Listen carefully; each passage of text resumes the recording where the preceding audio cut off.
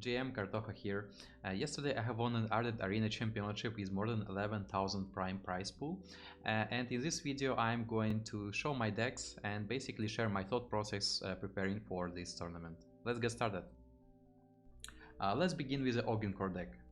I crafted my initial version of the deck over 3 weeks ago, and it required some time to refine and improve it.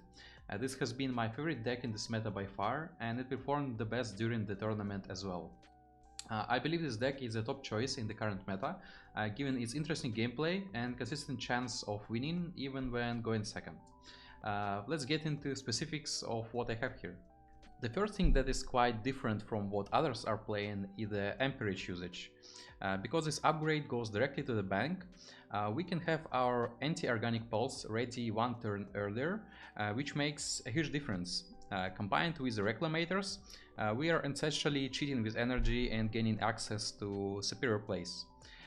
It can sometimes be difficult to find the right time to play the amperage, but overall it allows us to also utilize the assembly foreman more aggressively without worrying too much about our energy. I also don't like going too hard on the combo pieces. I play only one instant replicator, and that's why it's important with this deck to deal some amount of damage from the board, so your combo could finish the game. Common numbers with this deck is 20 damage with a double battery and Kess, 24 damage with replicator, battery and Kess, and 28 with triple X battery and a cat. So keep that in mind and keep pressure on the board so you can go face more often. Collateral damage here is for the guys Skull and Tain, because the games with Urson are usually longer if they don't kill you in the early game. Everything else is pretty common. We have some squad traders to ensure the card draw. I've cut one Ocular Implant and one Salvager because these cards are very situational and are already require some kind of board control. Also, you can consider adding the Star Chart if you face a lot of mirrors, since you can assemble your combo faster. That could be a good idea.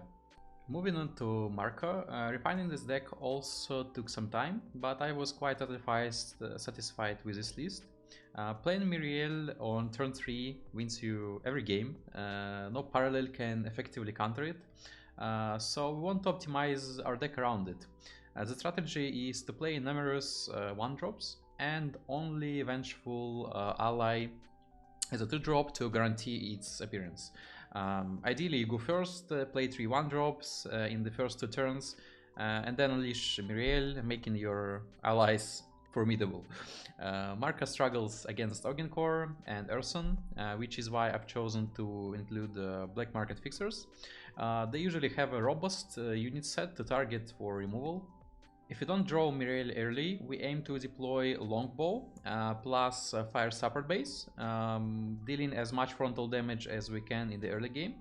I don't include the Lancer tank to ensure Longbow turn 3 presence from the Machinist, and Wong and Akara are just great 5-drop alternatives. The Orbital Strikes were 2 MVPs during the tournament, catching many by surprise. Marco often faced difficulty closing out games, so at some point you can abandon your board and finish the game with effects. We have a total of 34 damage to facilitate this. It significantly improves matchups against Augencore and Urson, and in mirror matches you simply bank it and move on. I had to omit Solo Grenades from this list, as they didn't make much of a difference. The single point of free damage rarely mattered. Everything else is pretty standard. If you have any questions, let me know in the comments. You'll find the deck codes in the description. Thank you for watching for video. I hope it was helpful. See you in parallel.